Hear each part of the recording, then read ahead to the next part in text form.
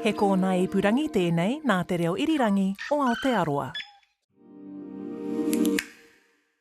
The current state of the Crown case is that there is no remaining evidence against Miss Maney in respect of the homicide. Is that because the only witness who ever said that Ms. Maney ordered a hit is now dead?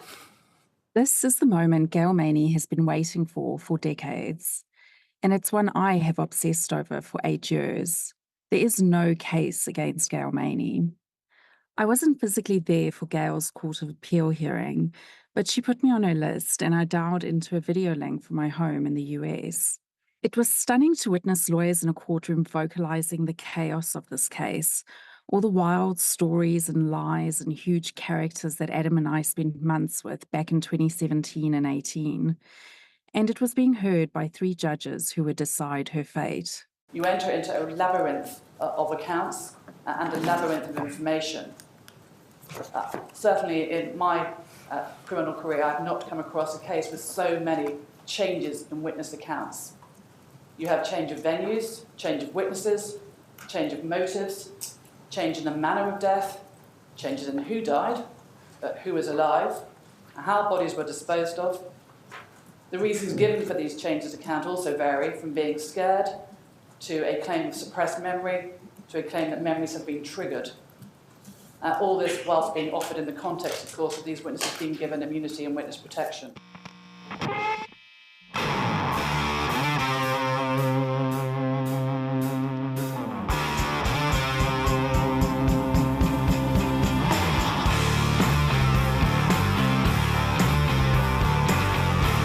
From Stuff and RNZ, this is Gone Fishing, a podcast by Amy Maas and me, Adam Dudding.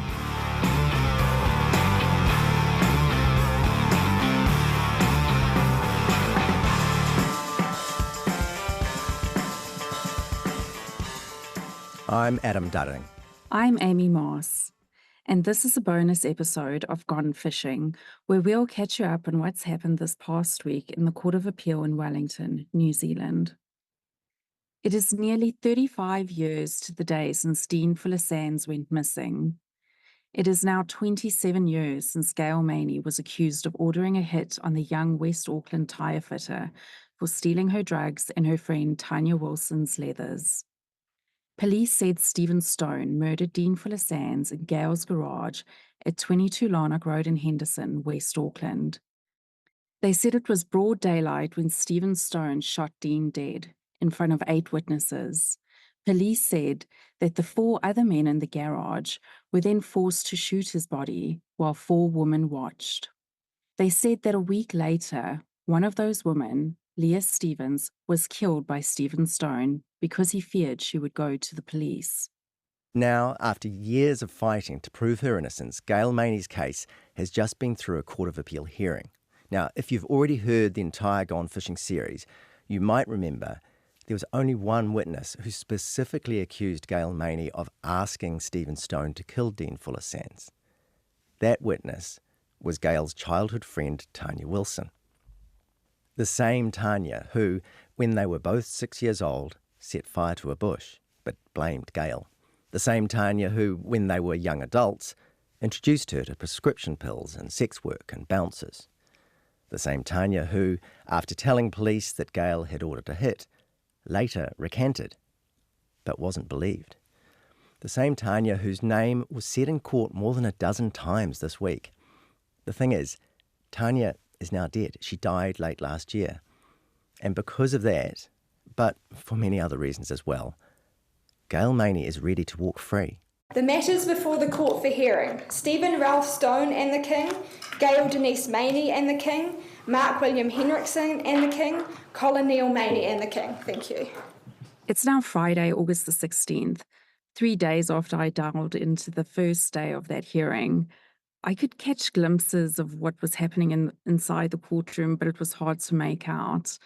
What was it actually like being there, Adam? Well, it was interesting for me simply for the fact that I've never been in the Court of Appeal before, so that was kind of interesting, you know, all the lovely wood and benches and all that stuff. But the setup is there's a vast, wide bench at the back of the room, and that's where the 3 appeal judges sit. There was Justice Ellis, Justice French, and Justice Collins. They're sort of miles apart. And then at the other end of the room, at the back of the room, you've got the public, but that included the appellants. So you had Colin Maney and Gail Maney and Mark Henriksen. And then there was a screen sort of hovering in the air above them with Stephen Stone dialing in from Whanganui Prison on the AVL system. He was muted, so I couldn't hear him, but could see him. And I was thinking that's the first time these four have been in the same room since the 1999 trials, because it was sort of a rather remarkable reunion, really. And then in the middle, media benches on each side, and then in the middle, there's a whole bunch of desks, these little double desks with loads and loads of lawyers. 3 for Gail Maney, 3 for Stephen Stone, 2 more lawyers who were sort of sharing duties for Colin Maney and Mark Henriksen. And then up the front, just the 2 Crown lawyers. I think it's worth just rewinding a bit and having a look at what actually the appeal was doing. So remember, there are 4 people with convictions. We've got Colin Maney and Mark Henriksen. They were found guilty of being accessories to the murder of Deane Fuller-Sandys. You've got Gail Maney, who was found guilty of the murder of Deane Fuller-Sandys because she asked Stephen Stone to kill him. And then you have Stephen Stone, who was found guilty of the murder of Deane Fuller-Sandys, but also additionally of the murder of Leah Stevens and the rape of Leah Stevens. So those are the convictions. The slightly unusual thing is that before anyone even turned up in court, it was already known that all of those convictions were going to be quashed. And that's because about a month ago, the Crown conceded that the 1999 trial and the 2000 trial were miscarriages, which is a pretty big deal. And so they were recommending that there will be quashings for all the convictions. They also said that with Mark Henriksen and Colin Maney, their convictions were relatively minor. The sentences were relatively minor. They served them long ago. It's not in the interests of justice to, try and go them again. So Crown is saying, look, acquit on those 2. So it actually boiled down to just 2 big questions, which are what happens to Stephen Stone, what happens to Gail Maney, because after they've had their convictions quashed, there are the options available that they are acquitted, so not guilty, it's all over, or something called a stay, which is almost the same thing in that the Crown isn't going to go them again, or, and this is the worst case scenario for the 2 of them, a retrial or retrials. And so that's what was being argued in court. It was only a day and a half, and that's because everyone, the judges and all the lawyers, have all seen this mountain of evidence and submissions and all kinds of bits and pieces. And so they're just sort of picking their way through it, and the lawyers are pointing to the important bits, just right. So the judges know what they need to know. Right. And so, Adam, I've obviously read your articles on the miscarriage of justice, and Gail's kept me somewhat in the loop because I'm not there. But you've read the submissions in their entirety, right? Yeah, and there's submissions, which is I think it's about 160 pages, I think, from Gail Maney's team, and then slightly shorter for the other people. But as well as the submissions, there are affidavits and there are transcripts of the trials. It's many, many, many thousands of pages of material, basically. But in those submissions, you get the finer detail of what happened with the miscarriages. And I think it's kind of instructive to have a look at what those 2 things were. So essentially, there was a fax and a job sheet. And these are things that were basically dug out by Tim McKinnell, who obviously, Amy, the investigator that you asked to look at the Gone Fishing case shortly after we'd finished the podcast. He then swung into action and has been kind of at Gail Maney's side ever since for those 6 years. And it's his dogged investigating and digging that has turned up these documents, which has led to the acknowledgement of a miscarriage. So, it's extraordinary what he's done. So there's a fax. There was a fax that was sent by DSS Mark Franklin, the investigating officer. It was sent to Barry Hart. Barry Hart was the lawyer for the guy that we gave the name Neil. It's not his real name. His name is still suppressed. We can't say it, but we'll call him Neil. And that fax contained a transcript of the final statement from the guy that we gave the name Martin. So Martin's statement is being shown to Neil's lawyer, and we can absolutely guarantee that Neil's lawyer then shows it to Neil. That means there was clear collaboration between the witnesses to get the story in order. That really matters because we could always see that there was something like that going on. You know, if you look at the way the witness statements changed, you know, I think it was at 7 for Martin and it was 10 for Neil, and they just sort of changed in different locations and different bodies, and people who didn't exist got murdered and all kinds of crazy stuff. And then at the last minute, they get really, really, really similar. And the trial judge in 1999 made a big deal of the fact that these independent witnesses had such similar stories. That was convincing, you know, that suggested that they were true. This facts shows that there was clear contamination of evidence between these two witnesses. Also, at that 1999 trial, Mark Franklin said, "There's no way we would show an entire statement, da-da-da-da." In other words, he lied. He lied in that trial. Certainly that was what the lawyers in the Court of Appeal were saying, that there were lies said under oath by the investigating officer. So that's pretty major. That facts would have given the defence a much stronger case back in 1999 and then again in 2000. And for that reason, you know, those trials miscarried. But there was a second document, the Witness Protection Job Sheet, and I think it's worth talking about that a little bit as well. So this is to do with the witness who we gave the name Sonia. Again, another one of those people who had her name suppressed, and we still can't say it out loud. So Tim McKinnell, after some serious digging, discovered there was a job sheet from the witness protection documents surrounding Sonia, showing that she had some meetings with Mark Franklin, which were not logged anywhere else. And the inference, again, is that at those meetings, Franklin was able to apply pressure to Sonia for her story to start matching everybody else's. So again, it's not quite as big a deal as the facts, but it's still big enough. And so the two of them lead to the acknowledgement of a miscarriage by the Crown, which is why this ended up being quite a short appeal, and which is why everyone came into the appeal with a lot of things already resolved in advance.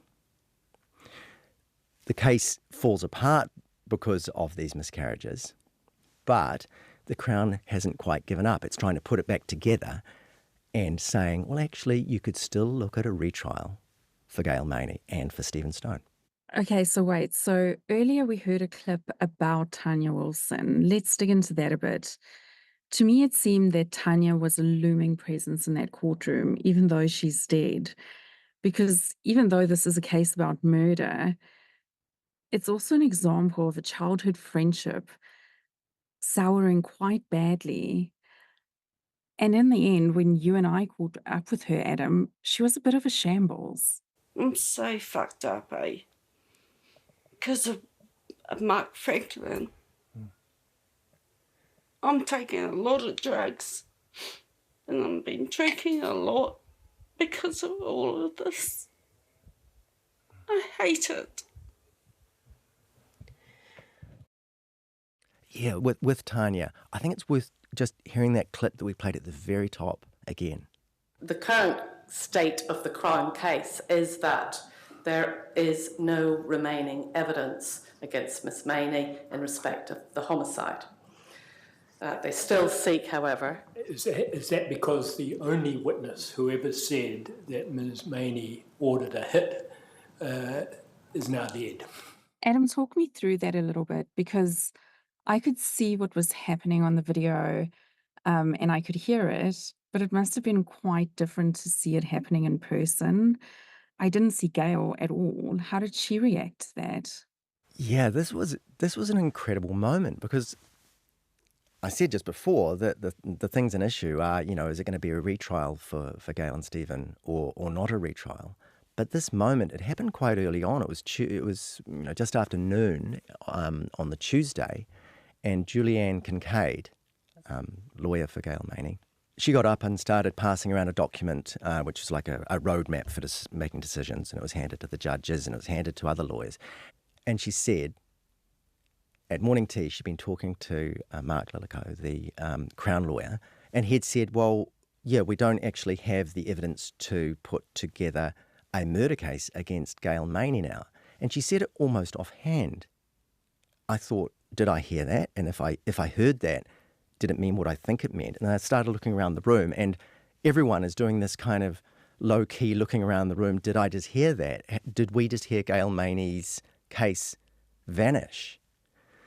And then I looked to Gail, and she was sitting at the back of the room, and she was too far away for me to see the tears, but she had a tissue out, and she was dabbing her eyes. She sure as hell knew what had just happened. It continued to be remarkable because then one of the judges, Justice Collins, he pretty much said to Julianne Kincaid, "Oh, right, so yeah, that's because Tanya's dead, and the evidence, we don't have a path now to connect her to the death of somebody, and she's, it can't be a murder trial anymore. So I guess you're sort of done, Julianne Kincaid."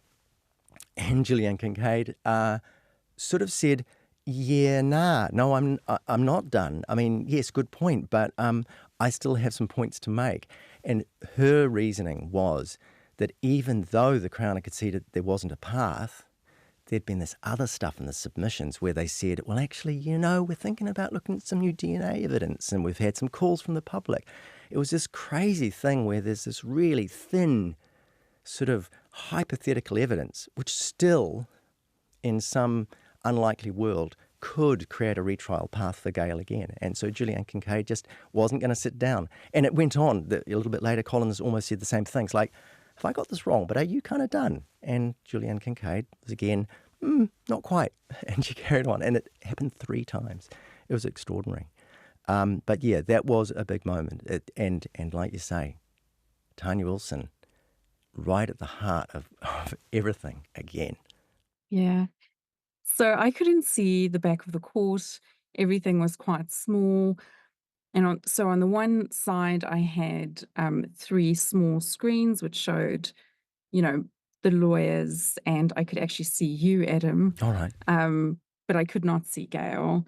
And then on the other side of the screen, looming large, was Stephen Stone. I could hear him sigh every time he moved, or he stood up to stretch his back. Oh, so you had audio. We could see him. There were 2 different screens, one at the front, one at the back, where he's just sitting there with his arms folded and his sunglasses on, sort of looking at the camera. But he was silent, which was kind of weird. But so you actually, you were sort of in a video call with Stephen Stone. Well, yes, I heard him. So I could hear his breathing. At one point, he said a couple of words to the registrar. He even asked a guard to let him out at one point.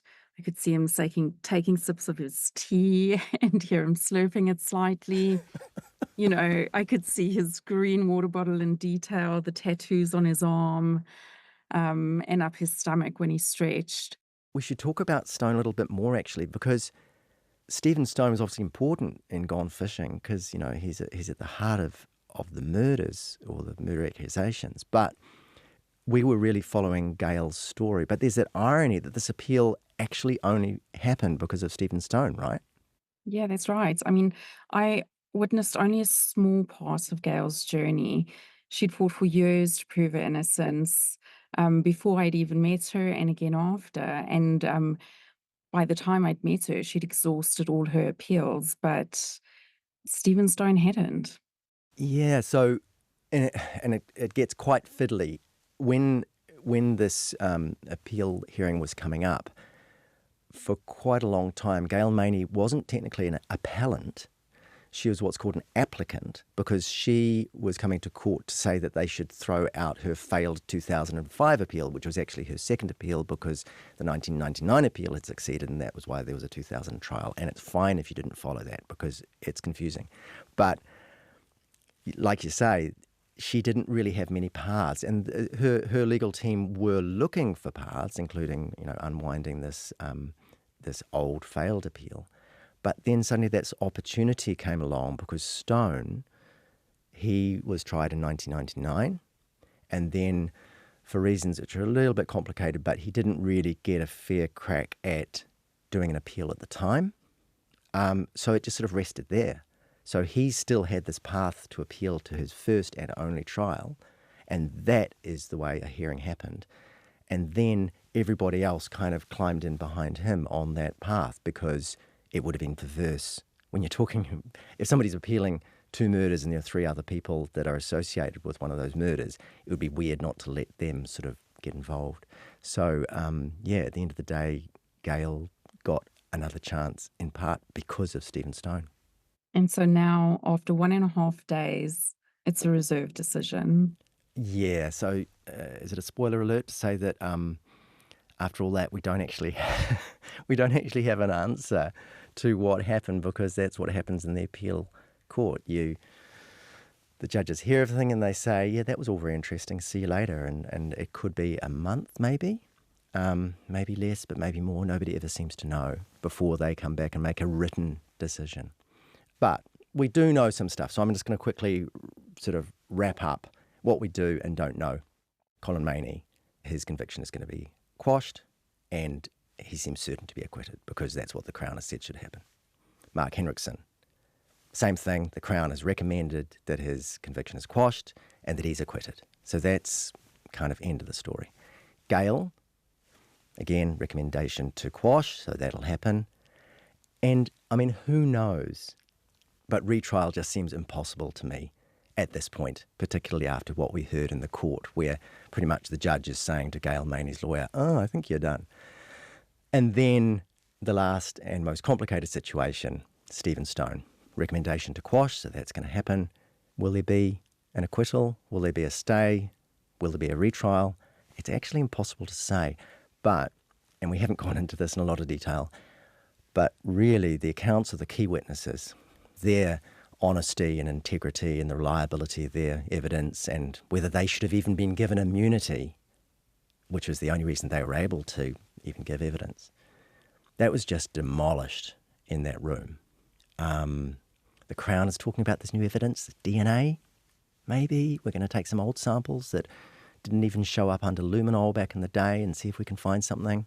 They're talking about calls from the public, but they couldn't even say what those calls were or what they were about. It was really, felt very thin. And there was pushback from the judges when the Crown was talking about this stuff, saying, seriously, you're asking us to give a retrial on evidence you can't describe to us? So, it ain't over till it's over. But I think what we can say is it's looking pretty good for Gail Maney right now. Yeah, but for now, we wait, along with Gail Maney, Stephen Stone, Mark Henriksen, Colin Maney, and the families of Deane Fuller-Sandys and Leah Stevens, who've been living in this nightmare too. Yeah, we wait. And like I say, I don't know how long it'll be, weeks, a month, maybe more. But it makes sense that we'll be back with an update when we get a result. And like Gail Maney said, back when we made Gone Fishing, my story's never changed, and I don't have to go and look back at the statement that I did on the 3rd of July 1997 to think, well, what did I say back then? It's always been consistent across time because I told the truth back then and I'm still telling the truth now.